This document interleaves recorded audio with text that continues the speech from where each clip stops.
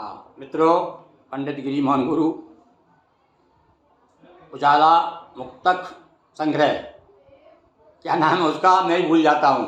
जुगनुओं से उजाला क्या भैया, बहुत पहले छपा है, आज से 2010 में प्रकाशित हुआ है, तो इसलिए स्मरण नहीं रहा मुझे। इसका नाम है जुगनुओं से उजाला मुक्तक संग्रह, 2010 में प्रकाशन हुआ और आज 2023 में आपके सामने एक प्रश्न दर प्रश्न खुलते जा रहे हैं। तो आज सुनिए आप 23वां प्रश्न।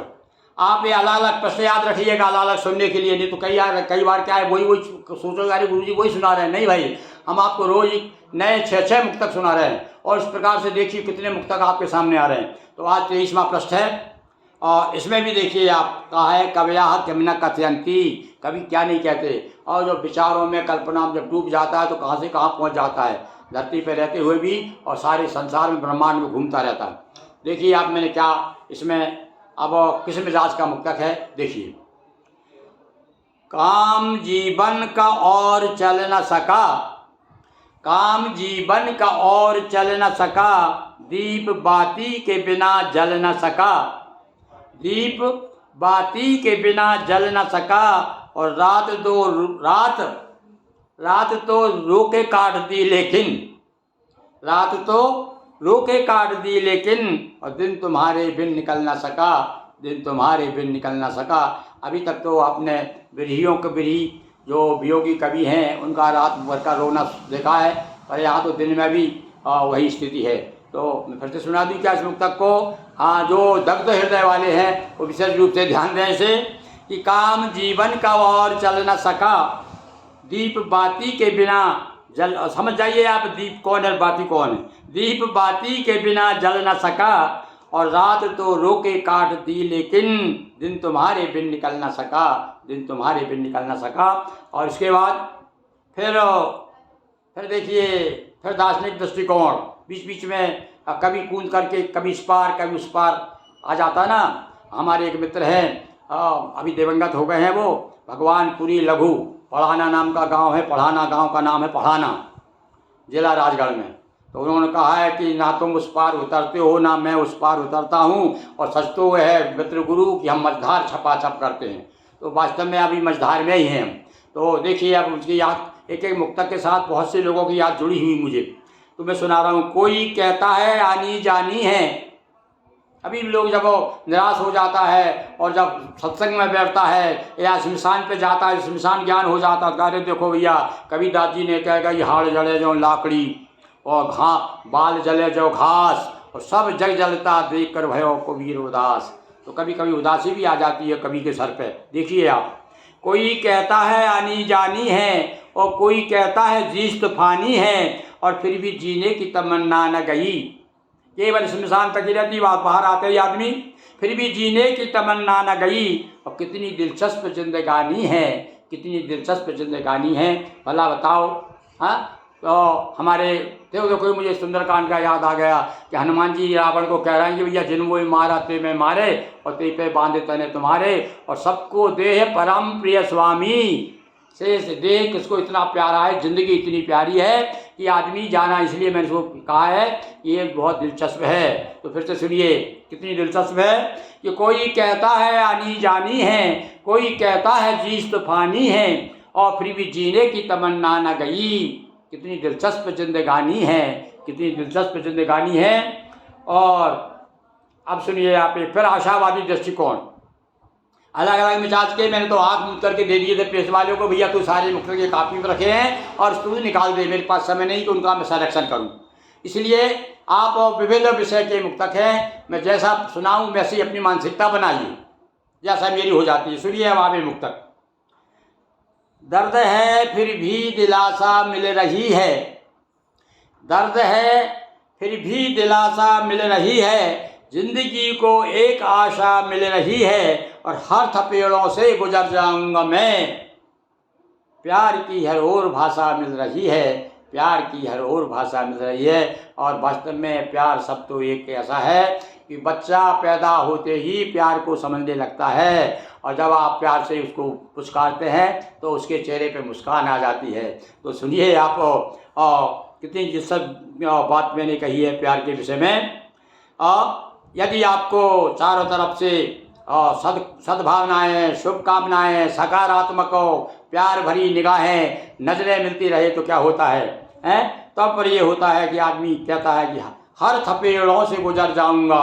फिर से सुनिए कि दर्द है फिर भी दिलासा मिल रही है, जिंदगी को एक आशा मिल रही है, और हर थपेड़ों से गुजर जाऊंगा मैं, प्यार की हर ओर भाषा मिल रही है, प्यार की हर ओर भाषा मिल रही है। और अब इसके बाद में अब थोड़ा सा फिर हट करके देखिए, जिसने अपने जीवन में संघर्ष किया है और उसको क्या मिलता है। निश्चित रूप से भैया बिना दिए तो कुछ प्राप्त होता नहीं है। तो आप जब तक कुछ नहीं देंगे, अब जैसे मान लीजिए मैंने आप कविता नहीं सुनाता मैं आपको, तो आप वाहवाही कैसे देंगे मुझे? मैं घर बैठे सोचता रहूँ कि मुझे दाद मिल जाए तो खुजाते रहो। तो ऐसी दाद नहीं चाहिए। दाद वही जो कि वास्तव में हृदय से, ऊपर से, अंदर से सुनते ही वाह निकल उठे।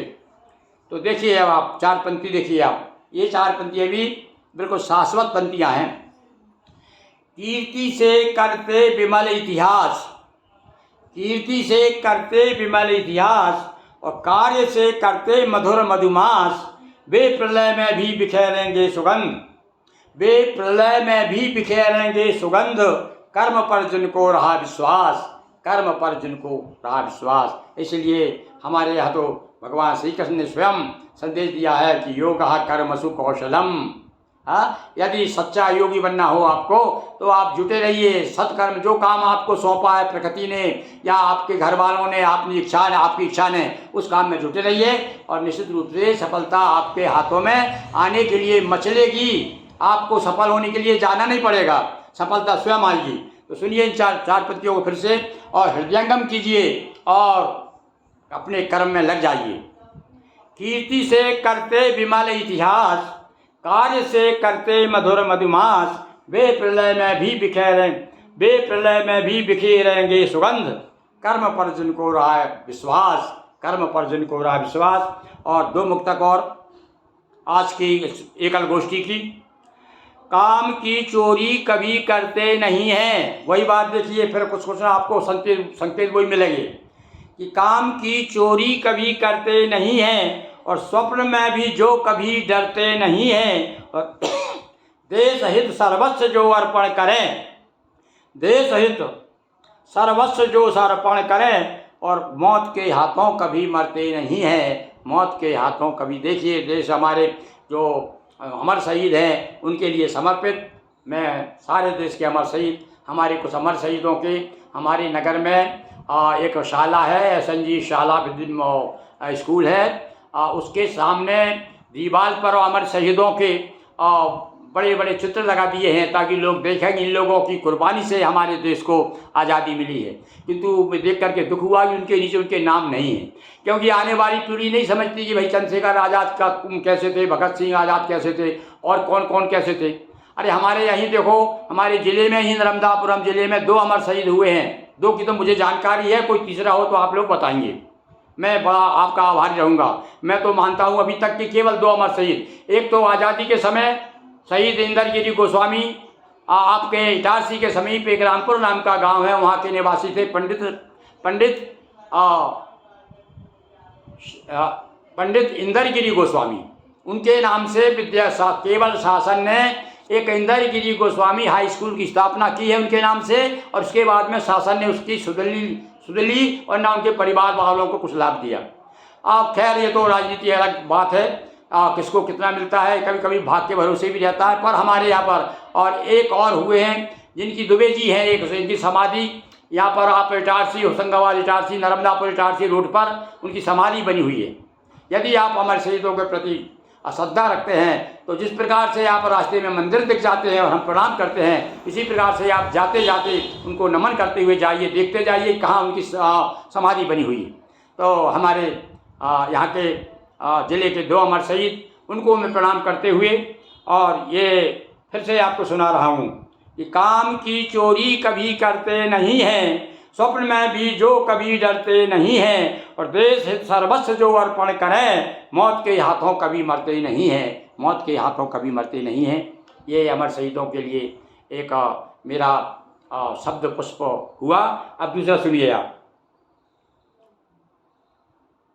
अब ये फिर थोड़ा सा भैया विषय बदल गया है। अभी तो मेरे दृष्टि में वो घूम रहे हैं, हमारे अमर शहीद घूम रहे हैं, और मुझे वो शहीद की जहाँ मैं हाथ जोड़ करके खड़ा हूँ वो समाधि दिख रही है कि उसने अपने देश के लिए, हमारे देश के लिए, भारत के लिए उसने प्राणों का और उत्सर्ग कर दिया, और कैसा हमारा वीर जवान रहा होगा। हमें सत सत नमन करना चाहिए। तो बंधु आंखों में आंसू आ जाते हैं। मैं विचार करता हूँ देख करके कि वाकई में लोगों ने कितना दुख उठाया है इस देश के लिए, और हम लोग हमारे देश के लिए क्या कर रहे हैं। तो सुनिए कि सांस सांस बेचैनी तन मन में खार, ये एक अलग मिजाज का मुक्तक है, वो सुनिए। सांस सांस बेचैनी तन मन में खार, प्यार भरे प्याले में जहर का गुबार।